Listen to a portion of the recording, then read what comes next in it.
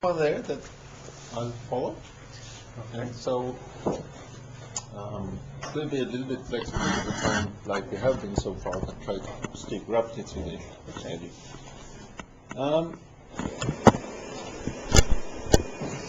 think we'll start, since it's 10 and those who are late, they have to suffer. So, this morning we have two talks, as we usually have before lunch, and in between the talks we have a coffee break. So, first we have Alan, and then we have Julius. And Alan will talk about water in soil, forces and patterns of phase change. So, please. Let's just close this door. Sound down a little bit. All right, so these pictures here are just by way of motivation for this work, for this audience. My interest is in how ice forms inside porous media. And here's a couple of examples from Mars, from the North Polar Cap of Mars, where we obviously have an awful lot of ice. And we might be interested in how in the vicinity of this polar ice cap and the soils out here, or even underneath this ice cap here, where might the ice be in association with the sediment grains. A little closer to the surface than this region here. These are observations from the Phoenix mission recently. The photo on the left here was taken 4 days before the photo on the right, and it's kind of difficult probably to see from where you're sitting, but there are these little blobs of material here that disappear within a few days, and those are thought to be ice, and indeed subsequently they were analyzed and found to contain water. So this is the examples from Mars that we're interested in. Now that's right, that's just at the very surface. This is very close to the surface. There's a little shadow over here. I just stole these images off the web, and I'm not quite certain how deep this is, but it's on the order of centimeters, thereabouts, and I'm sure that 5 centimeters is it. So very, very close to the surface. And the interesting thing is, of course, that these are segregated blobs. They're not just disseminated ice. It's actually big chunks that disappear over a relatively short time scale. So I'm going to actually focus most of this talk on things that are a little bit closer to home, the terrestrial realm, because that's what I know best. And from time to time, I'm going to refer back to Martian conditions along the way. But mostly I'm going to be talking about basic physical processes that have to happen with ice formation, no matter where it is, whether it's on Earth or on Mars or anywhere else in the solar system or elsewhere. And the main things I want to talk about are this process of ice segregation and just the developments in the history of this science leading up to our modern understanding of what's going on. Why does ice form in this sort of these sorts of patterns? I'll show you what those patterns are in a minute.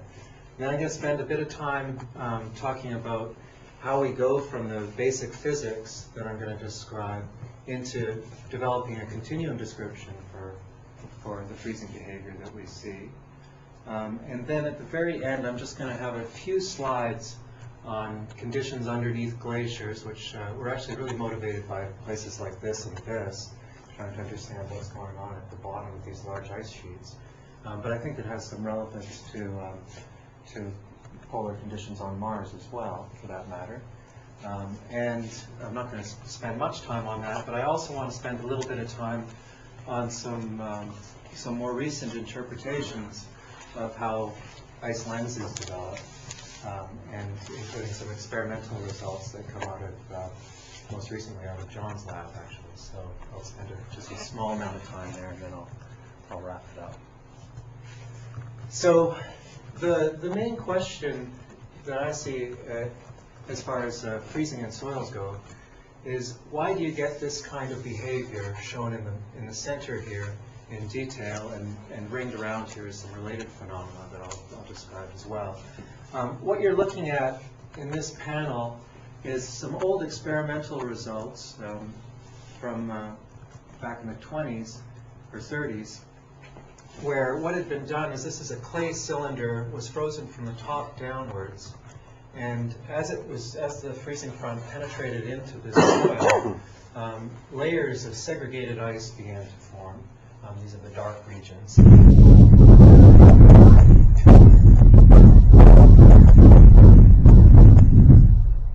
It wasn't as catastrophic as that, but nevertheless, you know, this was relatively rapid up here, and once it had slowed down and become a little bit more organized, you've got this nice banding, these layers increasing in thickness as you go down lower and through the sediment column here, and as the temperature gradient is becoming more shallow. So as you'd expect, the length scale is increasing as the temperature gradient decreases. So this kind of segregation is known as frost heave. What it does is, of course, the ground surface winds up rising as a result of the formation of all these ice lenses. You just push everything up. The same sort of phenomenon happens in rocks. This is a photo of an old pair of glasses that has since been stepped on, that shows where these cracks have formed in this rock here. And that is caused by just this sort of freezing behavior. Most of you probably have noticed this stuff in the past. This is needle ice. This is sort of a length scale of centimeters, where you have ice that's formed just underneath the ground surface and lifted up some small pebbles here.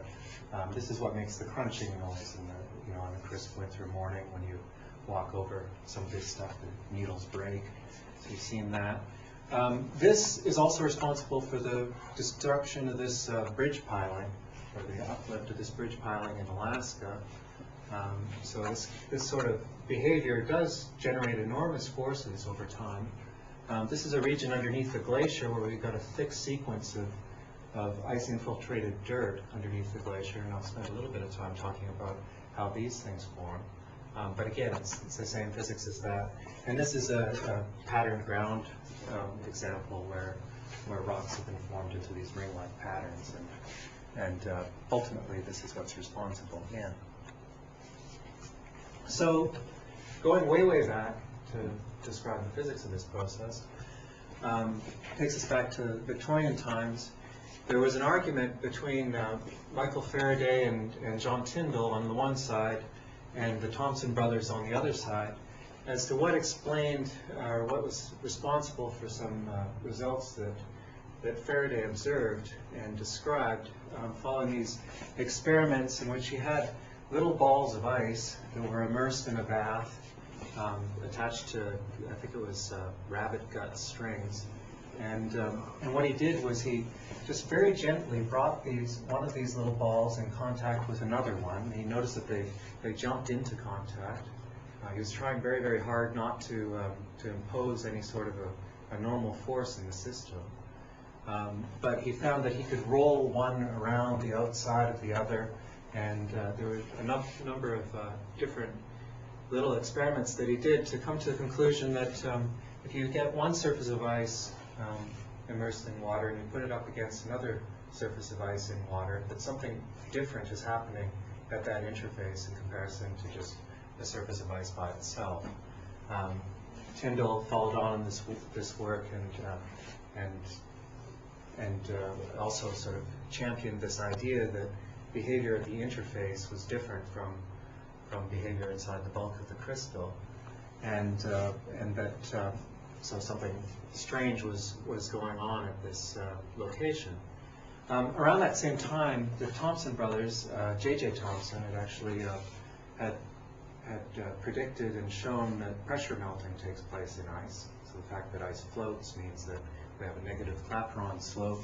If we apply pressure, we can cause the melting temperature to decrease, or to increase rather. And so they thought that these experiments here were actually confirmation of their ideas, and there was a bit of a battle that took place. Now, of course, both physical effects are very important.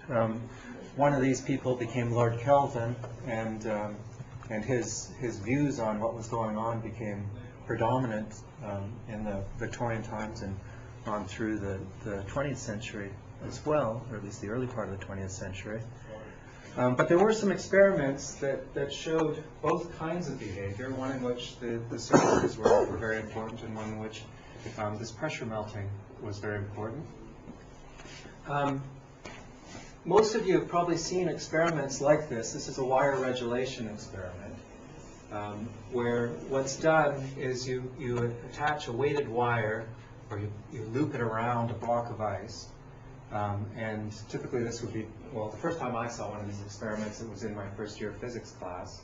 And over the course of the physics class, this wire manages to freeze its way into the block of ice while it melts on the underside, refreezes on the top side, and at the end of the class it falls to the ground, making an impressive bang, just not unlike what we heard just a minute ago. Bottomley did the first of these experiments back in the 19th century, and just like in that physics experiment that I described, things were done at ambient temperatures. So the ice was all basically at 0 degrees. Pressure melting really is the dominant effect that's taking place in that sort of an environment. But much later, in the 60s, Telford and Turner did the same experiment in very carefully controlled temperature conditions over time periods of a week or more. And we're able to show that you have the wire moving its way through your block of ice even when the pressure on that wire is not sufficient to cause melting underneath it. So you can't just ascribe this to the Clapeyron slope, to pressure melting underneath and refreezing on top. What you have to actually recognize is that there's something going on with the interface between ice and another substance, in this case the wire. So this is effectively the first, or one of the first experimental confirmations of pre-melting, although not necessarily interpreted that way at the time. And you can also have pressure effects taking place at warmer temperatures. So just to say again what's going on, what the Thomson brothers have been talking about was you increase the pressure on the surface, you change the melting temperature. This is just because of this negative slope of the ice-liquid phase boundary. And that causes things like disasters, like the destruction of alcoholic beverages and freezers and that sort of thing. So in a closed system, that's very important. In most geological systems, it's very difficult to actually confine things so well that you don't allow material to just liquid to squirt out somewhere else rather than building up to large pressures. And what Faraday and Tyndall had essentially hypothesized was that there was something strange going on at the interface. And what we now recognize is what's happening is that the presence of an interface actually allows you to perturb the equilibrium conditions from what they would be inside the bulk of the crystal. So we wind up living as a liquid inside the ice region of the phase diagram, is what's taking place just at the surface. So this kind of idea has gone a long way since then. There's been, I guess Furukawa was coming next week, but he has contributed to some molecular dynamics simulations which show that as you go up towards the surface of either the basal facet here or the prism facet here, that the amplitude of vibrations changes, and you wind up with a disordered layer on the surface. So that's from molecular dynamics. More directly, in the case of lead here, we have some ion scattering experiments. You see temperature increasing towards the melting point down here. This is surface layers, essentially monolayers of molten lead on that surface, increasing as you go towards the melting temperature with a nice power law sort of behavior. In the case of ice, this is on the prism facet of ice, some experiments, optical experiments showing again basically the same sort of behavior, with film thickness now increasing in angstroms as we go towards 0 degrees. Cartoon-wise, the behavior is shown like this. As we increase the temperature towards the melting temperature, what we find is that on the surface of a solid, there will be a thin liquid film. That thickness, d, increases as we increase the temperature until you get typically a divergence at the melting temperature itself. So this is what we call pre-melting. It happens against an air surface or a vapor surface. It happens against a wall of another material, and it can even happen at grain boundaries between two solids with different crystallographic orientations. The physics behind that, I'm not going to describe it in any detail, but just give you a sketch. Sort of two of the dominant intermolecular sets of intermolecular forces that control these systems are van der Waals forces, which are always present. And what we find is that the presence of a liquid separating a solid from a different substrate here is favored as long as the dielectric properties of that liquid are in between those of the dielectric materials on either side. And in detail, of course, the dielectric constants are not just constants, they're frequency dependent, and so we can get a range of different behaviors. But this basic idea that if you have this dielectric, these dielectric properties in between these two, then what you find is that if you plot the interaction or the interfacial energy of this system as a function of film thickness, that you'll get a decrease as you increase the film thickness. These interfaces would prefer to be further and further apart. That would be a lower energy state. Similarly, if you have charged surfaces, and the surfaces of ice particles and silicate grains are often charged. Silicate's almost always charged, and ice surfaces, depending on the growth conditions, can also be charged. Then if you have counter ions inside the liquid layer adjacent, then as you try to push these two surfaces in together, you're decreasing the entropy of the material in between here. You're causing those ions to become more ordered. That takes energy. So again, the interfacial energy decreases with separation. In this case, with a Debye constant, showing up here, an inverse Debye constant. All right, so just one more sort of cartoon of this. I've been showing you plots of interfacial free energy decreasing with film thickness. That is, if you can just see underneath the red line, there's actually a little cyan line in here that is meant to represent that. And if we think about temperatures that are relatively close to the melting temperature, then we're going to be favoring separating these interfaces by a large distance. We have a nice large thickness. We're out here somewhere. If we have the temperature close to the melting temperature but below the melting temperature, there is nevertheless a penalty for having liquid within the solid region of the bulk phase diagram. And that penalty increases with increasing film thickness or increasing film volume, and that's shown by the solid blue line. Right now these lines are all rather close together, and I made a movie and I'm lousy at making movies, so for whatever reason I've got it starting there. Oh dear.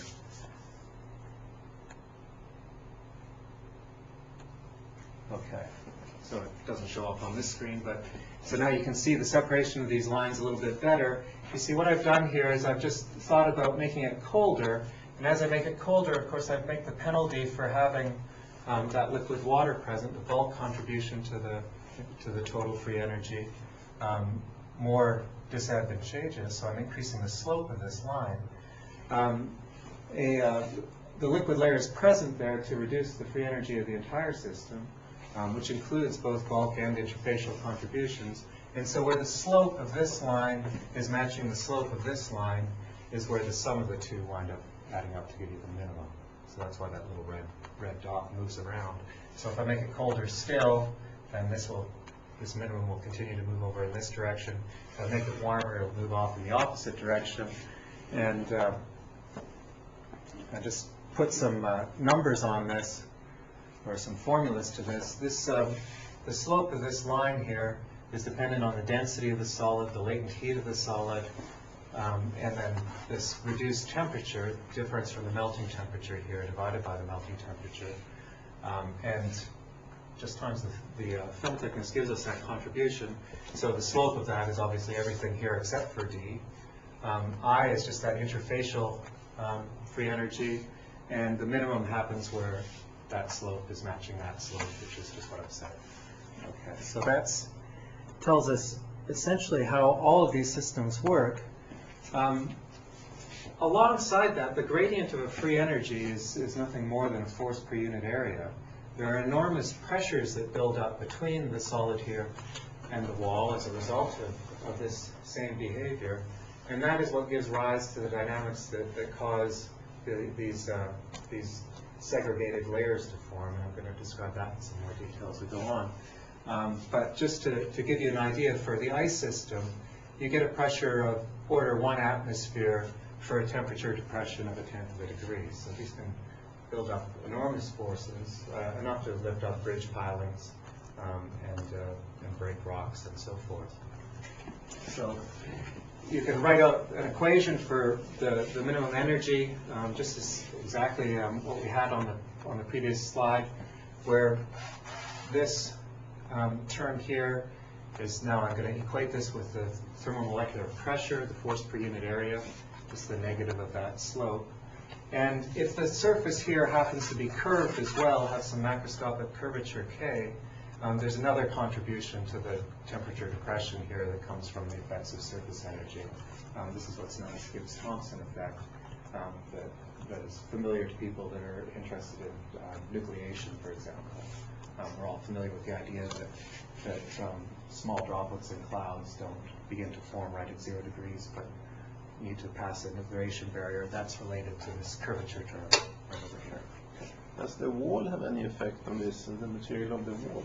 Yeah, definitely. So that's all embodied inside the functional form, how P depends on thickness, essentially. So inside the shape of this curve here come the details of the van der Waals interactions or the electrostatic interactions or double layer effects that are causing this decrease in interfacial energy, this thickness.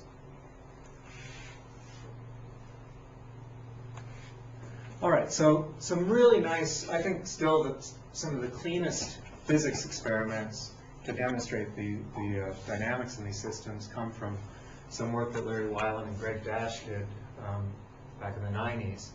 And what they did was they took a little disc here that's about the size of a quarter, and they had a cold finger centered on the middle here, so that they could grow some ice out in this disc. So this is a circular material, and out here they had some heaters to control the temperature on the outside, so that they were able to set up a temperature gradient across this system. They put a flexible membrane, some sellotape, on top of this surface, some saran wrap, I guess, for North Americans, and watch what happened at that boundary. And this is just the ingredients of describing the results. There's a cartoon up here and some data down here, and I'll just explain it all. Basically, what we have is we've got warm over here on this side, cold on this side. We've got a film thickness, for the reasons I've just described, that is decreasing as we get colder. We've got a force between the solid ice crystal here and this flexible membrane that is basically dependent on the temperature locally. It's the force per unit area that the thermomolecular pressure is able to generate. This membrane is resisting deformation because of its properties, its elastic properties. So we've got the functional dependence, d of t, we've got the membrane elastic properties. We need to balance forces on the solid interface or on the membrane interface, whichever you like. And in order to balance forces, we're going to need to control what the fluid pressure, or the system is going to adapt so that the fluid pressure inside this thin film is just sufficient to make the total force on the surfaces equal to 0. That means that there's going to be a gradient in fluid pressure, and flow will be driven from warm to cold. So that's this flux here. And if we impose mass conservation, then that tells us that as we flow material from here over to here, and the film has to get thinner, then we're going to have to freeze onto the solid surface, and that will deflect the membrane. So this gives us a method of inferring how the film behaves as a function of the experimental conditions. And just to give you sort of a movie of the calculations that one puts together from this sort of a model, you find that, basically, my movie system is not working quite according to plan here. Basically, the surface rises up, as you'd expect. It's just because material is freezing on the surface as you go along. Somehow I lost the scale on this graph, but you can see it down here in the actual experimental data, and the curve fits to it, where you have height in microns, so it's a vastly exaggerated vertical scale here, distance from the 0-degree isotherm in hundreds of microns up to here. So we get a little bit of a deflection over periods of several days. And you can fit this data very well with the theory, just including these ingredients. Where the trick comes in is it's difficult to determine exactly what the functional form of the change in film thickness with temperature ought to be, because you don't know exactly what the intermolecular forces are in the system. But with very reasonable estimates, you can fit this sort of experimental data and confirm the dynamics of the situation. Now, going into something, a slightly more complicated system or simpler system, depending on who you ask.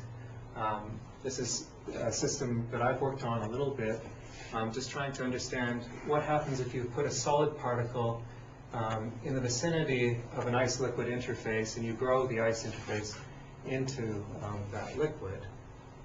Again, it's the same sort of deal. You have this thermomolecular pressure trying to disjoin the particle from the ice surface. So this is the effect of those intermolecular forces again. You have, typically in these sorts of systems, the weight of the particle doesn't matter at all, but it may. If we're thinking of things on a micron scale, we don't usually need to worry about gravity too much. So what really balances this force is that we need the fluid pressure underneath here to be lower than it is over here in order for the total sum of the forces on the particle to add to 0. So we can put together a model that again balances this thermomolecular force with the buoyancy force associated with the fluid pressure distribution. And what you find is that if you freeze this interface relatively slowly, you can maintain an equilibrium configuration in which fluid can just flow underneath the particle into this thin gap and freeze at this location here to satisfy mass balance. And the entire system can just merrily grow along, rejecting the particle like that. But if you try to freeze too quickly, if you impose a very fast freezing rate, then to get fluid down here becomes problematic. You just cannot suck water in fast enough to maintain an equilibrium. And in that circumstance, then the interface grows around the particle, and you get capture. This is important in various metallurgical applications, and the data and the theories seem to agree with each other to leading order, at least. Okay, so that brings us finally to the geologic problems. To try to understand in a soil system, how is it that we wind up developing these sorts of layers? It's going to be exactly the same ingredients as those two simplified problems that I just showed you. Again, just the balance of forces, mass balance as water is sucked up towards an interface, and so forth. Frost heave itself has a long history of study that I'm not going to talk about very much, but all I will draw your attention to is there was some work in the 80s, eventually by O'Neill and Miller. There was a soil scientist that did a lot of important work, including the first development of a comprehensive model of this process that's essentially correct. He was not aware at that time of the details of our modern understanding of pre-melting behavior, so his theory is not couched in those terms. But the nuts and bolts of it are basically correct, and we've sort of updated a little bit to account for the appropriate microphysics, as I'll describe. So the idea here is to develop a model that describes how quickly one of these ice layers will grow. And we have the disjoining force, or the thermomolecular force, again, pushing up on the surface. If I were to do a blow-up of this little layer here, then this is the cartoon that I get on the right-hand side. We have the ice layer sitting up here. What O'Neill and Miller introduced was a concept of a fringe of material that is partially ice-saturated underneath, which we may or may not have, depending on conditions, and we'll just assume for the moment that we do have it. So the ice will penetrate through the pore space to some distance that's essentially controlled by the geometry of the porous media, in that in order for ice to penetrate through a thin gap like this, you're going to require that the curvature of this interface increases to be large enough to fit through this zone. And because of the Gibbs-Thompson effect, that puts a limit on what the temperature is on at that particular location. If we're pulling heat out the top, we have a temperature gradient through here. The thermomolecular pressure that I talked about is, of course, temperature dependent, as I showed you. And so everywhere along here, the ice and the particles are interacting through these thin pre-melted films and pushing against each other with a strength that depends on what the local temperature is. And so, for example, if we think about this soil grain here, it's pushing downwards on the ice slightly over here. It's pushing upwards on the ice over there. There's a lot of complicated geometry considerations to think about in trying to develop the same sort of force balance as I discussed for the single particle of the membrane.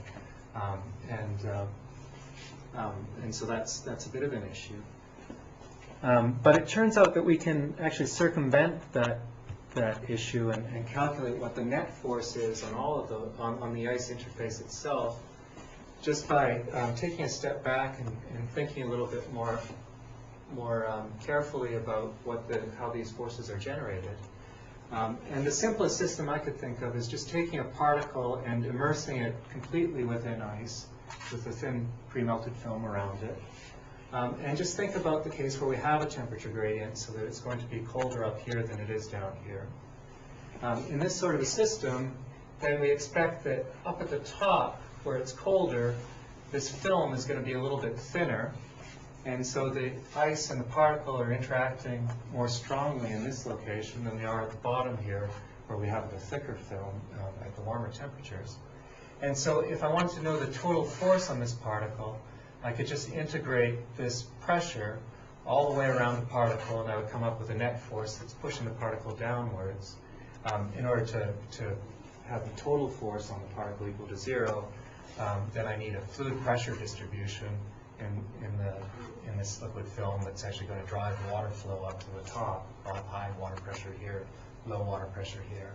The particle will slowly move down through this ice block, and this is basically a cutaway version of that thermal regulation experiment that I showed towards the beginning at colder temperatures.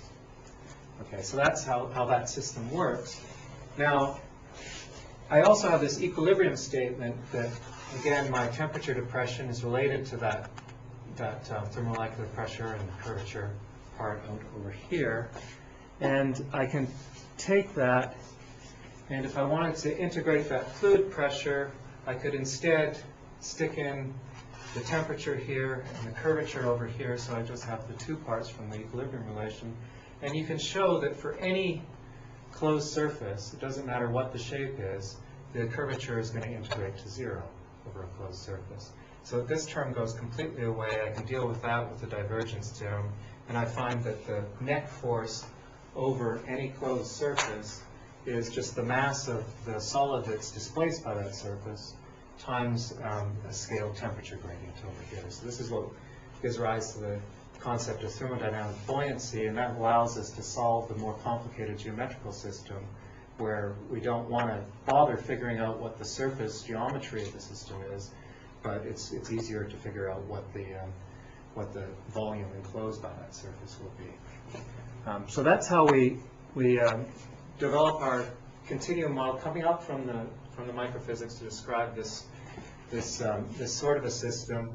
We've got an ice saturation level now that is varying from 0 at the bottom, getting more and more ice infiltrating the pore space until right at the lens here we have the entire system is full of ice.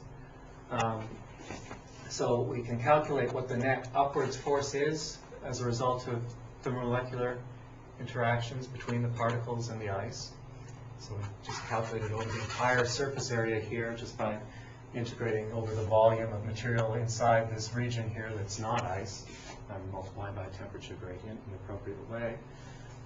We have gravity pushing down on this sort of a system typically, and then the difference between the effect of gravity pushing down and the effect of these intermolecular forces pushing up is given by the integrated effect of the fluid pressure over the entire system, so that we can get water squirting up towards this interface in the case of freezing. In the case of melting, water has to squirt back down through this zone as well. So we just have a permeable flow that is essentially controlling the rate at which growth takes place. I should say a little word about this ice saturation function here. In detail, one can construct a model in which, for example, you start with spheres of monodispersed spheres. This is work done by Kahn, Dash, and Fu. And you can think about how many places each sphere comes into contact with another sphere, what the idealized shape of the ice in the pores will take as a function of temperature, work out how much water is going to be present in these film zones, how much water is going to be present in pendular rings where particles come into contact. And you can develop a sort of a model for what this ice saturation will be as a function of temperature. For any serious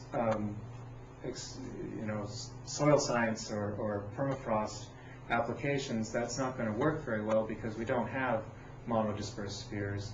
We really want to have a relationship that applies to the particular soil that we're looking at, and really going to an empirical approach where you measure how ice saturation varies with temperature is what you're going to want to do.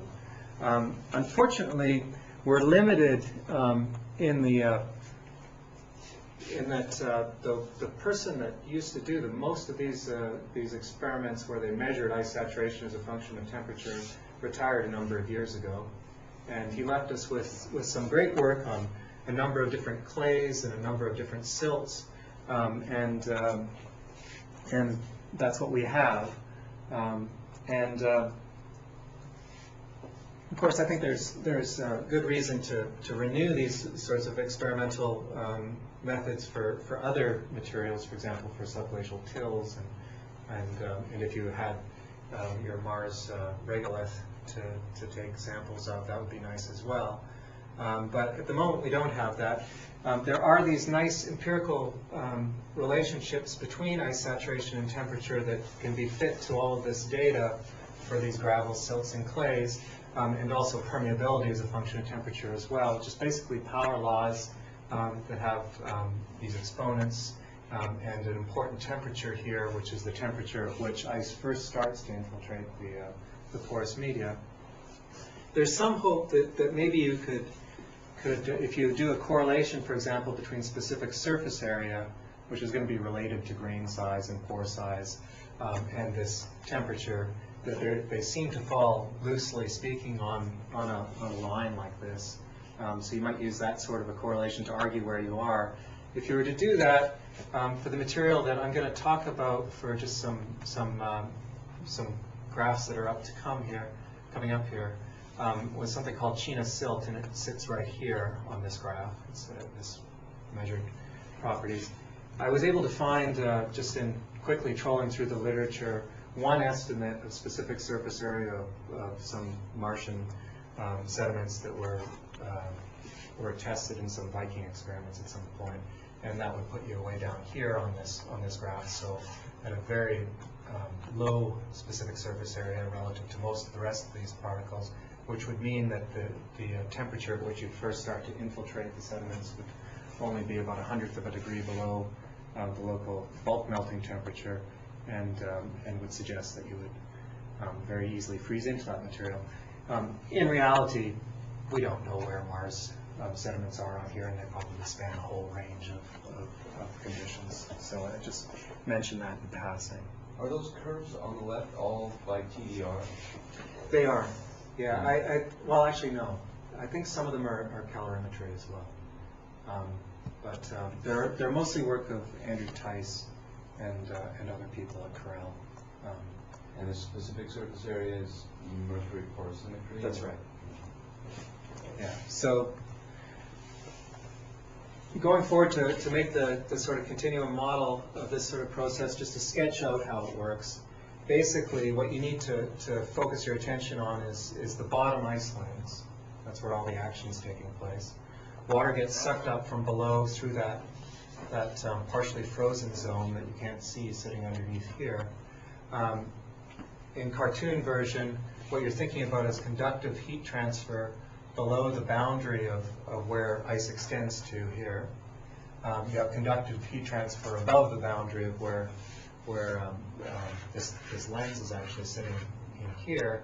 And in the intervening region, you have conductive heat transfer, but you also have latent heat release associated with forming new ice or melting old ice, depending on whether you're actually growing or melting along here.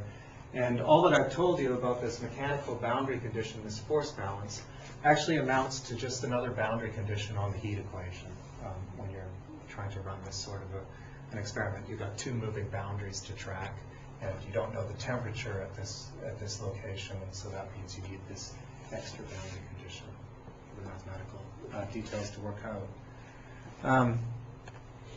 With that kind of a model, you can think about different sorts of situations and construct regime diagrams. This is an example of one where we've plotted essentially the surface temperature, so getting colder up top here in a step freezing configuration. Down at the bottom I have effective stress, which is basically just the effect of gravity minus whatever the fluid pressure is underneath all this frozen mess. And you find that if you increase gravity, basically it's harder to lift up your weight. If you increase the heat flow, you're increasing the freezing rate, and it's harder to keep up with for the fluid flow to keep up with the rate at which the isotherms are propagating downwards. There's a regime, this is the sort of the basic sort of pattern for any sediment. You expect there to be a regime in which you can grow ice and maintain a single layer that is basically rejecting all the soil particles, sucking up water, growing just as fast as it needs to in order to keep pace, keep the isotherms moving at the same rate as you're sucking the water up, and you develop a stable equilibrium. This is the regime in which that needle ice that I showed you in the beginning grows.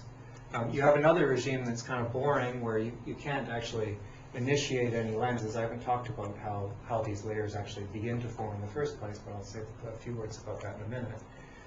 And so if you have a big heavy building sitting on top of your frozen ground, you won't be able to suck up water quickly enough to actually develop the conditions to initiate a lens, and you'll just freeze into the sediments and there will be no frost heave at all. The most interesting regime is where you're growing relatively quickly, so you're up in this zone, and you have a relatively heavy weight, but not too heavy a weight sitting on top. And in that sort of regime, you get this sort of banded formation where the freezing rate is faster than the rate at which you can suck water up. So you wind up growing a lens for a little bit of time, but eventually a new lens forms underneath that, and this pattern repeats itself in order to get these banded sort of formations.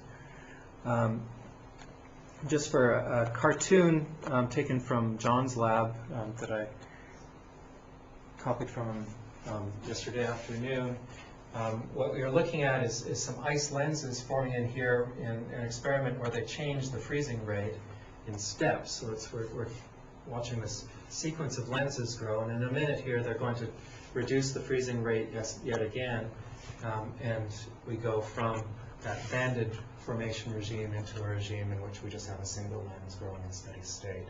So we started off with a relatively fast freezing rate, growing many, many lenses, slow the freezing rate down, we increase the spacing in between the lenses, and we slow it down some more, and we just get one lens out of that system. What's the time scale of that? This movie, I don't know. What's the time scale of this movie? 3 hours.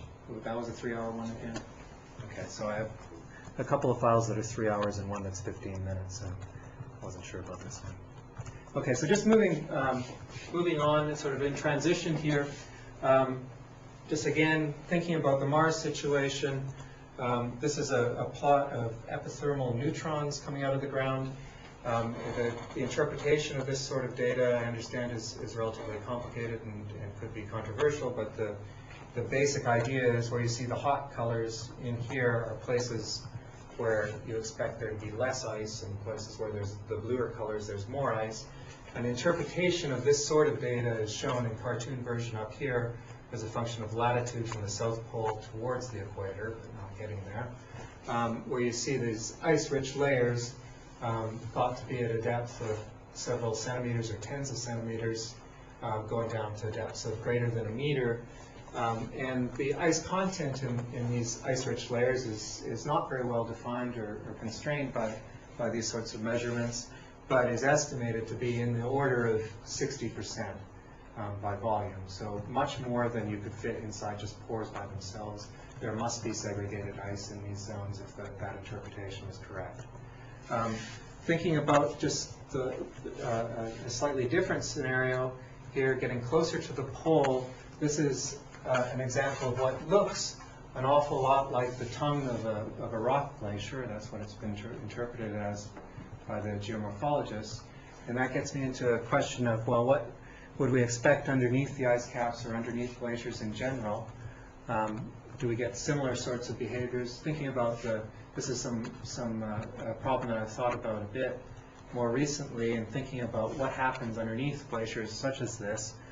And the only point that I really wanted to make is that basically the same physics is operative underneath glaciers as is underneath any other ice lands. A glacier could be thought of as just a very, very large ice land in this sort of a viewpoint. Again, we just need to balance the weight of that glacier with the intermolecular forces that are essentially lifting up part of that weight, plus the effect of fluid pressure buoying up part of that weight as well. And you can develop a model for this sort of behavior in a natural glacier system. And these are the sorts of results that you find. The only important thing here that I wanted to emphasize is what I'm plotting here is the thickness of this partially frozen zone in equilibrium with a given freezing rate. So think about a case where there is no freezing or melting underneath the glacier. We'd be sitting on top of this line here. And then depending on what the effective stress is underneath the glacier, in other words, what the difference is between the glacier weight and the fluid pressure underneath everything.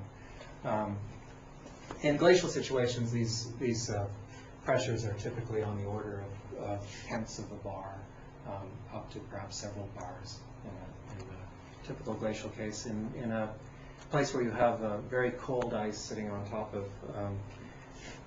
of a sedimentary substrate, as in the case of Mars, you might expect that these pressures could be considerably larger than that. As you get to larger and larger pressure, you're increasing the thickness of this zone. And as far as the Martian case goes, what's important in these systems winds up being the geothermal heat flux in Mars. Again, not particularly well constrained, but roughly half this value or a third this value would be the sorts of things that you see in the literature, or 20 milliwatts per square meter. Gravity is obviously a little bit weaker, so there's some differences, but ballpark, this is the kind of thing that you would expect is on the order of meters of frozen on material underneath your glacier in the case of places where you get up to several bars or greater pressures, then that extends down to tens of meters or perhaps even hundreds of meters in some cases. But that's what you would expect underneath those large masses of ice in order to keep the system basically in force balance and also in heat balance as well. Getting back to these this banded stuff, I've talked a lot about how a single ice lens grows, and I showed you a regime diagram, and probably gave a fairly unsatisfactory explanation for how we'll go from one regime to the next. But this is in some more detail. That if we go from O'Neill and Miller's sort of picture of how this lensing behavior takes place, their idea that we've followed in some of our work is that basically at the first contact between ice and sediment, so at the very, very bottom of this partially frozen zone, then you have a certain level of interparticle pressure, if you want, the force that the particles are actually transmitting to each other in order to lift up part of the weight of the material. So this would be the effective stress, basically at that level.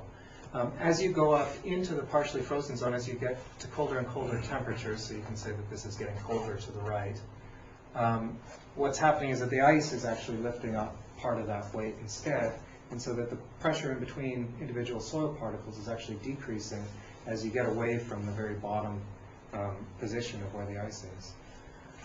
As you continue to go up towards where the ice lens is over on the right-hand side here, what you find is that the fluid pressures that are required in order to suck water up during freezing cause the particles to compact into each other some more, and you get a turnaround in these particle pressure curves, so that here they're supporting the effective stress. As you go up, they're supporting less and less weight. As you go up further, they're supporting more and more weight. And the idea for the O'Neill and Miller model and some work that I've done following on from that is that where the particle pressure finally reaches zero is the location at which, when this lens is growing, this lens first initiates at the time when PP goes to zero, essentially at that location. There's another idea that has been developed more by Pepin, who's working with Gray Worcester at Cambridge University, and now has been working with John for the last few years at Yale. And that's that we can think about a suspension of colloidal particles as being essentially a medium that the local freezing temperature depends on the packing fraction of those particles. And we can treat this using the same apparatus as we use to describe freezing in binary alloys. And you find that there's a morphological instability that develops where you can go from having a stable situation where you're pushing the particles out of the way with essentially the material compacted up against the ice in this zone here, and decreasing in particle concentration as we go away from this interface. If we wind up trying to push this too fast, go faster and faster, so here's an 8-fold increase in the freezing rate, then we actually wind up forming perturbations on this interface that can give you a dendritic sort of instability, and ultimately you get side branches that can be the source of new ice lenses. And there are more complicated patterns that develop as well, and described in these papers, and I'm hoping that John will talk about this more next week in this colloquium maybe. Just to give you some movies of this sort of behavior, this is a case of bentonite with a concentration of 50%, and this is 3 hours. And freezing from the bottom up, we see this sort of crack-like pattern that develops in the bentonite as we go upwards. So that's another possibility, not described by the O'Neill and Miller type formulation, but more by this other description of that behavior. And this is an example in the dendritic case. So we have a much lower solids concentration in this particular case, and it's actually 15 minutes. Those are millimeter scale bars over there. So we got a range of interesting behavior that take place in when ice associates with sediments, freezes inside sediments. All of this segregated ice growth behavior is coming from pre-melting, essentially. This is not something that's unique to ice. Pre-melting occurs. I showed you a picture from some lead experiments. It occurs in the freezing of all solids, all classes of solids. So we'd expect similar behavior to happen in other geological situations and certainly in other industrial situations as well. You can do a continuum treatment of this behavior through the way I showed you to describe that. Basically, freezing things quickly at relatively low overburden pressures, in other words, close to the ground surface, favors this regime in which you grow many, many lenses. Something I didn't talk about is that you can actually have particles move around after they've been frozen in place as well, so that's something else to think about. But that's mainly what I wanted to say.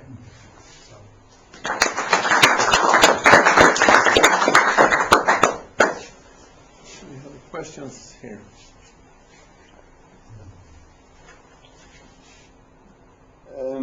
About applications to polar caps on Mars, have you thought about this? Is that something? Well, it's I mean, especially, for example, the spiral structure that one sees in the caps, both caps. Well, it seems like there's as many explanations of that as there are people that have studied it. I wouldn't want to say that this is going to be particularly important for the dynamics of glacier flow in a location where you don't have sliding.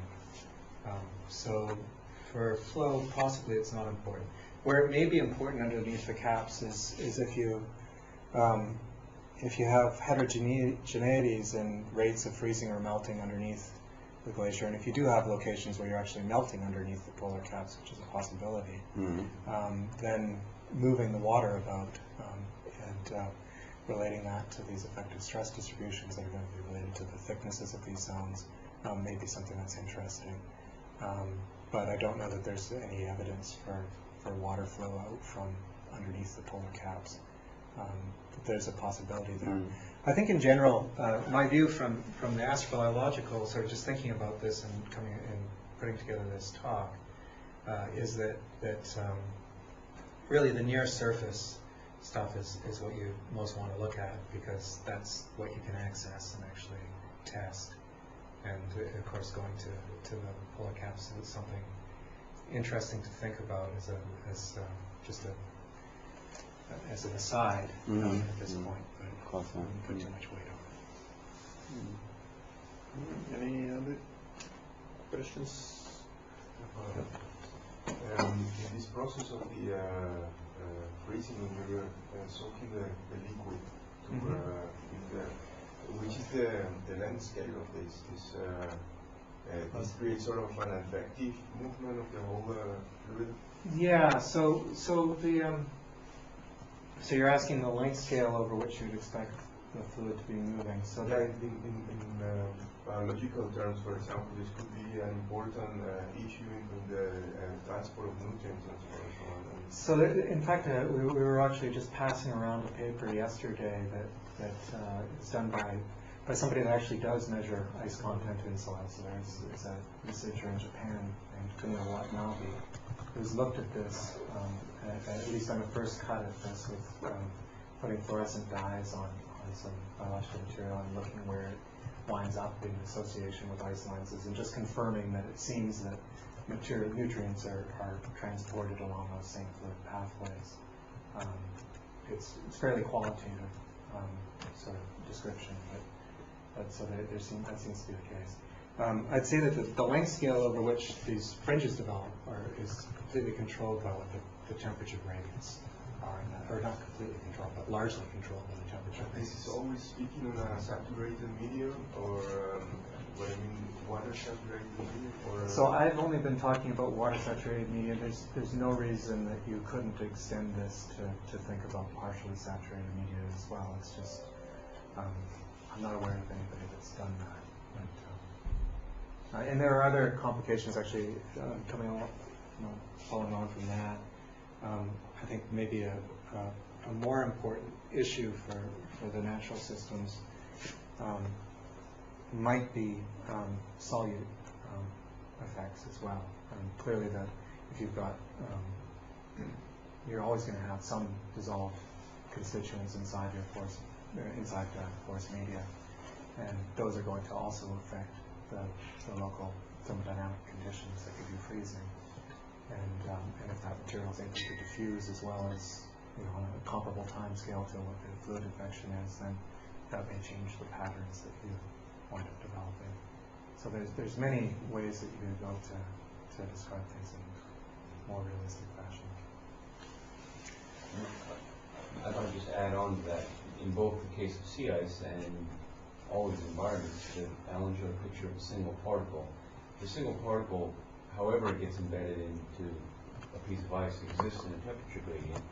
It will move, and if that particle has solutes and a biofilm around it, it's a mechanism whereby the physical condition, the temperature gradient, can transport biota from one place to the next. And we know in the case of sea ice, where there's particles that have been trapped in ice for one reason or another, that they oscillate seasonally, and also in the case of ice sheets like Greenland, where you have dust particles, they also can move. And when you have a lot of time, and these things can exist under extreme conditions, it suggests that in fact these mechanisms are viable mechanisms to transport nutrients and the biota that survive from them. Yeah, I'd say also, just as an addendum to that too, is that some biota may be the particles also. You could think of microbes that are able to create a film around them, perhaps insulating themselves with EPS, should be able to move through temperature gradient as well. Yeah, this is very important because we're including an extra source of mobility that is often not taken into account. By the changing movements between the particles, there's also an energetic interaction. It might be that there are some beatings between the particles. Is there So, well, I guess the only place that I've ever really thought about that is in the case of the glacier sliding. So I obviously I pulled these slides out of a different talk, but you may have noticed down here I have a sliding surface, and so in the case of glacier motion, this sliding surface, this heat from friction essentially between the grains that are caught up with the ice and the grains that aren't caught up with the ice, winds up being an important heat source that's comparable to the geothermal heat. But this is important also because you need a certain kind of how many liquid water is available for the element. Otherwise, this is for nothing, and we are searching for life, and we don't know where on Mars. And normally, we have to really reduce the areas. So I would say that in this sort of an environment where we've got a partially frozen zone underneath here, or any environment really where you're thinking about where is there going to be space that's enough for something of micron scale to exist. The places that you want to be thinking about are places where grains come into contact. So those locations where you can develop, zones of sort of micron scale. These films are unlikely to, by themselves, be able to host biota unless the biota are actually acting sort of like particles themselves to some extent. If they're able to shield themselves from this ice here and cause pre-melting around them, then certainly they could sit on that surface there. And I would think about the entire liquid structure as being a potential transport path, really more than anything else. And it's my bias would be to think about places where curvature is dominating to really look for particles. But that's really just a bias, and I'll just leave it at that, I guess. So it's time for coffee, and we'll meet again at 11:30. And we should thank Alan again.